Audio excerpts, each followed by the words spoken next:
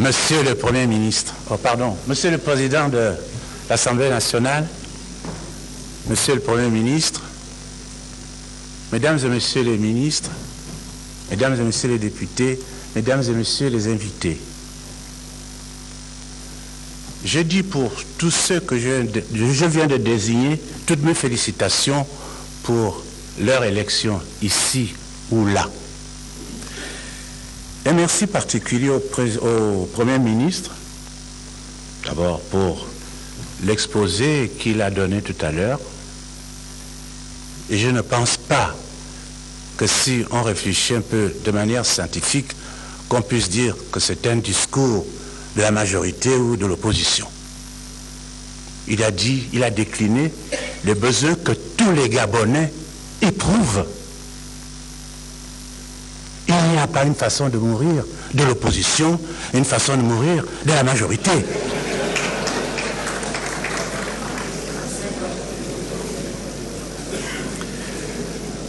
Quand vous lisez votre discours, mon cher ami, j'ai eu beaucoup de souvenirs dans mon esprit. Et je me suis consolé de certains principes que j'avais autrefois annoncés avec mes premiers élèves dans votre village là-bas, avec votre maman d'ailleurs. Cela m'a beaucoup touché. Il n'est pas aussi vieux que vous le pensez, il a des cheveux blancs, mais c'est pas ça. Vous avez montré que vous êtes économiste. Et votre discours a été marqué par cette formation. L'économie, c'est les règles de la gestion d'une maison. C'est rien que ça, rien d'autre. Mais dans une maison, il existe des gens, des hommes et des femmes qui habitent une maison. Vos arguments ont montré votre volonté de changement. Je vous suppose sincère. Et c'est au vu de cette sincérité que je voudrais vous faire quelques réflexions. Et en dernier lieu, je vous ferai une proposition.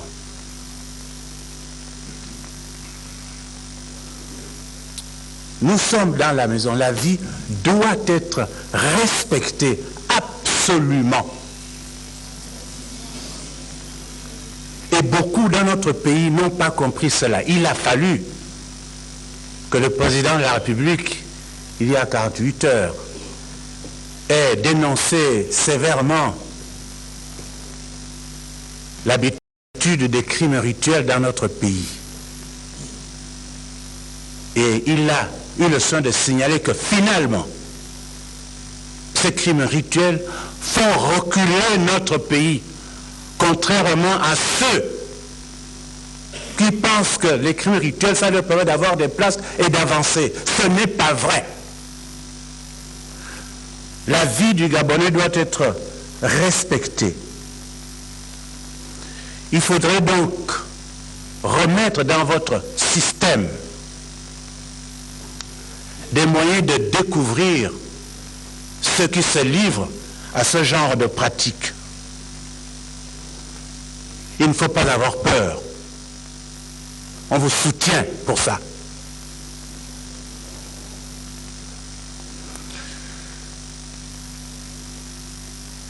Défendre la vie des gens, cela suppose qu'il y a quelque chose à la base. À la base, c'est l'éducation. Vous pouvez construire des maisons, vous pouvez acheter des voitures, des Boeing 737. Vous n'allez pas y mettre des pygmées qui n'ont pas d'éducation pour vivre là-dedans.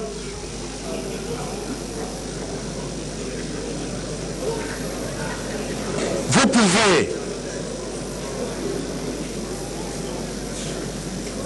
Je suis pygmée moi-même, j'ai le droit de parler des pygmées.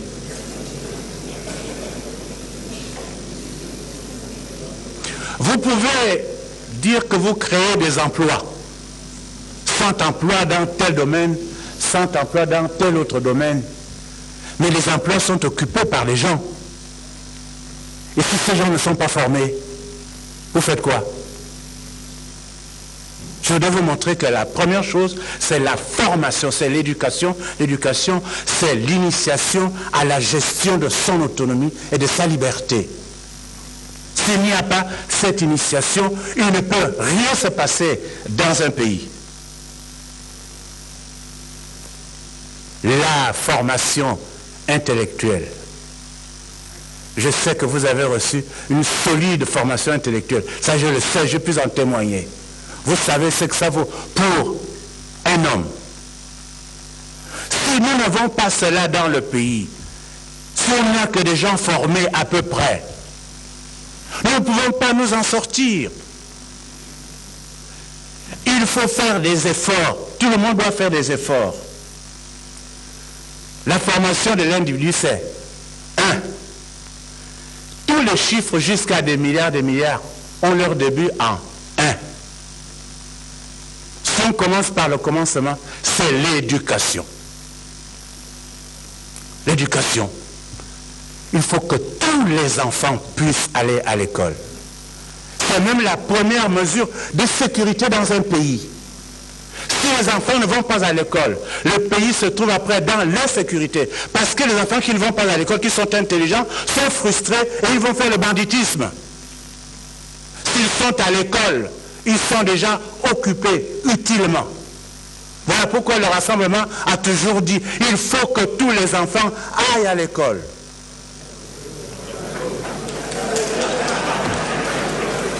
Vous avez compris. Je n'ai pas besoin de revenir là-dessus. Nous avons un problème que vous avez soulevé vous-même tout à l'heure, c'est le problème de l'université. Vous avez fait vos études en France, on exigeait que pendant une année scolaire, vous ayez suivi tant d'heures de cours. Et si vous n'aviez pas suivi ces heures de cours, vous ne pouviez pas vous présenter à un examen. Monsieur le Premier ministre, regardez, nos enfants sont tout le temps en grève. Ils sont tout le temps en grève. Pour la raison qu'ils n'ont pas. On ne paye pas leur bourse.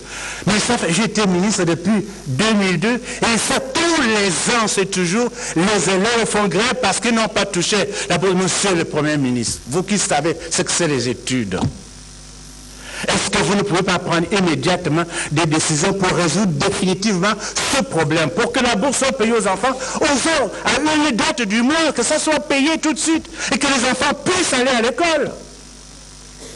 Nous ne pouvons pas nous permettre tout ce retard. Les autres s'en vont et nous restons derrière.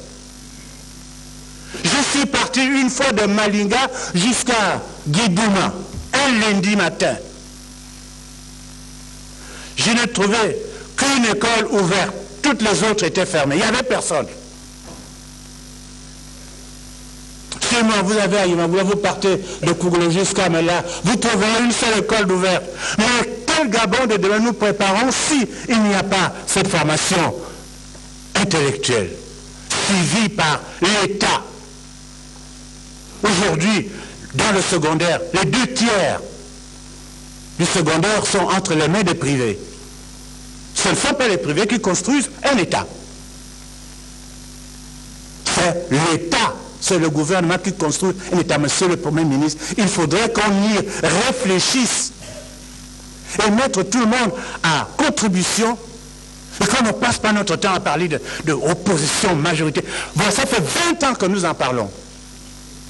On n'avance pas.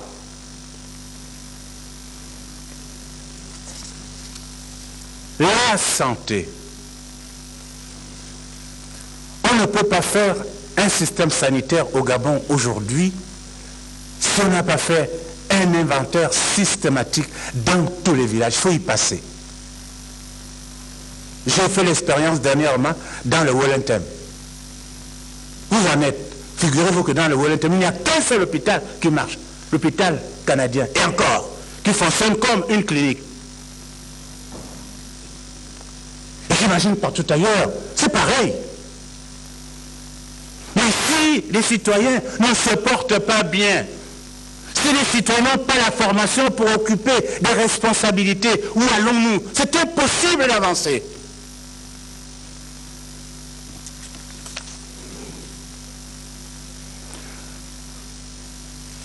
Nous parlons des routes. Les routes sont un moyen de démocratisation d'un pays. Parce que les routes mettent les citoyens en relation les uns avec les autres. Si j'ai envie d'aller passer les vacances à Kélé dans le Haut-Ogooué, il faut bien que je puisse me rendre en voiture. Que j'ai des facilités pour me rendre. Si je veux aller à Baposso dans le sud de l'Angounier, il faut que je sois sûr que quand je prends ma voiture va arriver en bon état là-bas et que je puisse voir les gens.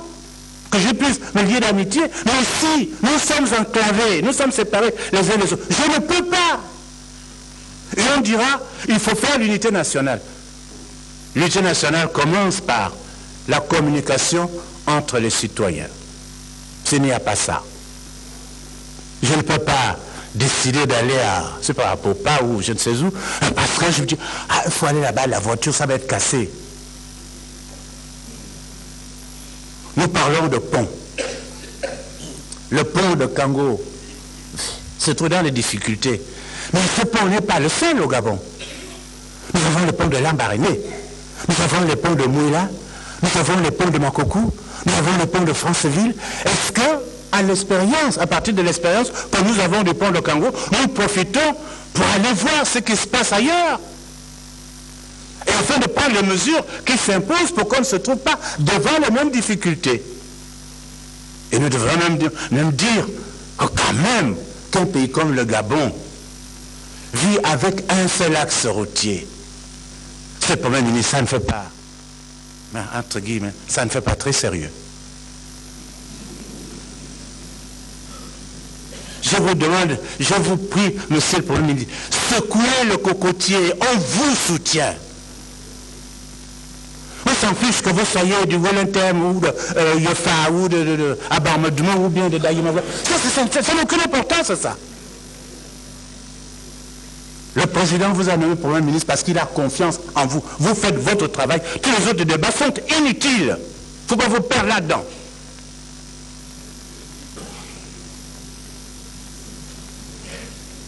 La santé, c'est le secret de tout. Voyez, regardez, je prends la partie nécrologie de l'Union. Regardez un peu l'âge des gens qui meurent dans l'Union. Il y a beaucoup de gens entre 25 et 40 ans. C'est la force vive de notre pays. Et personne ne s'en émeut. La santé, l'éducation, c'est le numéro 1. C'est le point de départ. Je sais bien que c'est difficile d'appliquer le principe que vous avez appris en philosophie, le principe de Descartes, qui dit quand le problème est grand, vous le coupez en petits morceaux. Et vous résolvez un petit morceau l'un après l'autre. C'est un principe simple, que vous avez certainement appris également dans votre culture. On ne peut pas continuer à mener des débats qui n'apportent rien, des débats de Premier ministre, des débats de députés, des débats de ceci, des débats de cela, même des débats de biométrie. Qu'est-ce que la biométrie? C'est bien, il faut en faire, mais c'est une technique. Celui qui a envie de tricher peut toujours tricher avec une biométrie.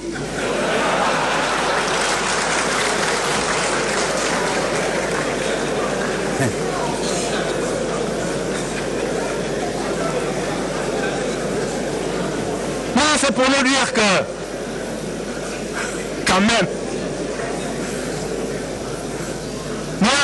moi je me donne des fleurs, je dis, mais nous sommes, enfin, je ne sais pas s'il y a des étrangers, nous sommes tellement intelligents au Gabon que nous avons perdu l'emploi, le mode d'emploi de notre intelligence. Juste depuis l'Angouli, la Nyanga, le Logoué, le Lo, l'Estiole, j'ai expérimenté tous les enfants. Il y a des génies qui traînent dans les villages, qui meurent dans les villages et qui deviennent même des voyous. Qu'est-ce que nous attendons pour les prendre avec nous?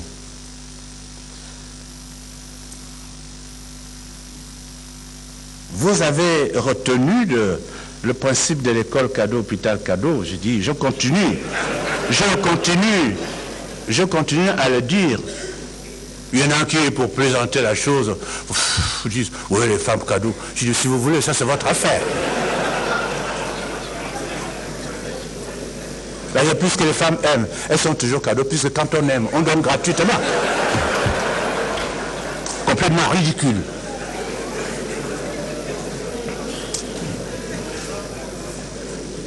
Les routes, moyens de démocratisation d'un pays. Nous devons éviter tout ce qui empêche que les citoyens communiquent entre eux. Je vais vous donner un point de vue par rapport à la presse. Je suis moi plutôt pour la position, la manière des Américains, quoique je ne sois pas d'accord avec d'autres principes là-bas. Là-bas, c'est la liberté totale. Vous écrivez ce que vous voulez. Mais si on vous porte plainte et que vous n'avez pas prouvé ce que vous avez dit à l'endroit de X ou de Y, alors vous perdez toute votre fortune. Quand on discute de la presse, il faut, en mon sens, il faut revoir ce problème. Ou alors dans la liberté totale. Quand on met, je ne critique pas nos frères qui sont responsables de cette institution. Le CNC, c'est une façon de limiter la liberté d'expression. Parce qu'on dit, attention, tu ne dois pas parler. Tu ne dois pas faire ceci, tu ne parles plus. Vous dites, tu n'as qu'à parler, dis ce que tu as à dire, et puis alors si tu es attrapé de mensonges ou de calomnies, alors tu perds toute ta fortune. Et je crois qu'avec ça, les gens vont faire attention. Et on ne peut pas mentir du 1er janvier au 31 décembre.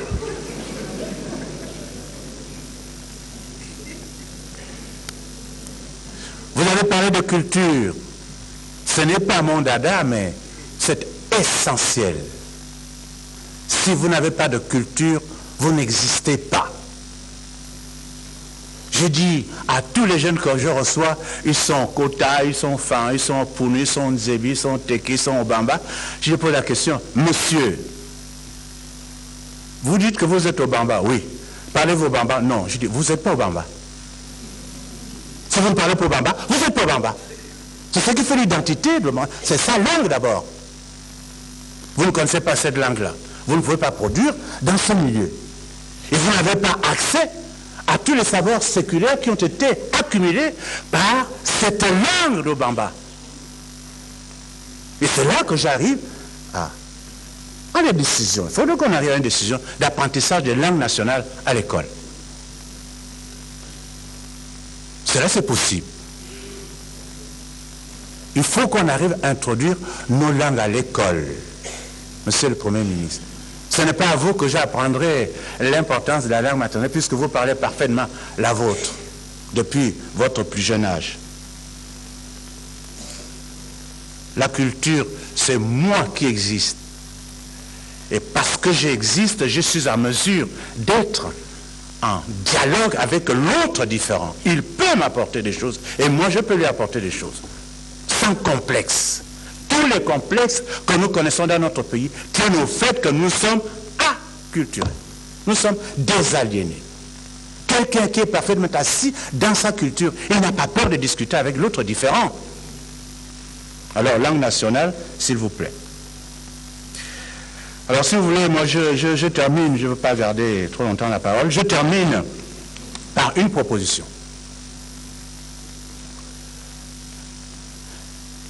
À mon sens, au niveau du rassemblement, nous préconisons ceci par rapport à la santé et à l'éducation, que ces deux domaines soient jumelés et qu'on les sorte du domaine politique pour les introduire dans le domaine du consensus national. Pour qu'on n'y revienne pas, toujours lorsqu'on change un ministre, il faut un autre programme. Lorsqu'on change un gouvernement, on met un autre programme. Il faudrait qu'il y ait une commission avec des représentants de toutes les composantes sociales, y compris les représentants d'église. Qu'on dise, voilà le système éducatif que nous adoptons pour 3, 4, 5 ou 10 ans. On va le mettre en œuvre. Le système de santé également. Et dans ce système, il n'y a pas de discussion majorité-opposition. Il y a une commission qui suivrait cela avec le gouvernement. Et faire en sorte qu'il n'y ait plus de grève dans le domaine de la santé et de l'éducation. Pas grève parce qu'on impérialise, mais grève parce que les problèmes sont vus au jour le jour. Parce qu'il y aurait une commission dans ce domaine-là qui suivrait les problèmes de santé, les problèmes d'éducation, qui suivrait, qui mettrait le gouvernement au courant. Et lorsque un problème un peu difficile se poserait, on appellerait les représentants de toutes les catégories sociales. Et à ce moment-là, nos enfants peuvent aller à l'école pendant 9 mois. On n'a jamais fait le bilan des morts quand il y a une grève dans la santé. On n'a jamais fait le bilan. Mais essayez de faire le bilan quand il y a une grève de la santé, des gens qui meurent, des bébés, des personnes âgées et autres. Nous avons un devoir, monsieur le Premier ministre. Mettez-nous en contribution si vous voulez. En tout cas pour les langues nationales. Je peux vous étudier toutes les langues du Gabon. Je peux les faire étudier. J'étais à l'école pour ça. Mais personne n'en profite.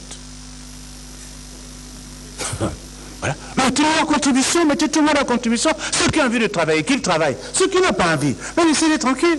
Ils vont voir comment les autres avancent. Je termine avec la pauvreté. La lutte contre la pauvreté est indispensable. Là aussi, il faut voir les villages.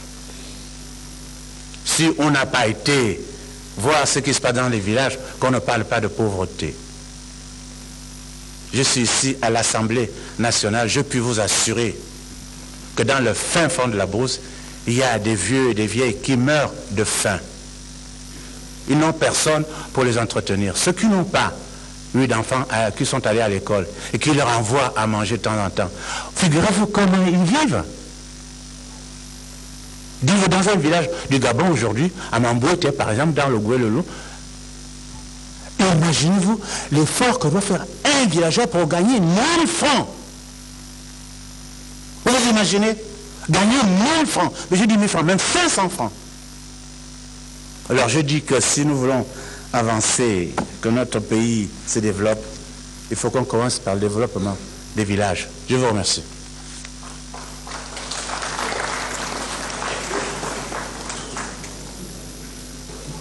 Merci, cher collègue, président Paul Mba Bessol. La parole revient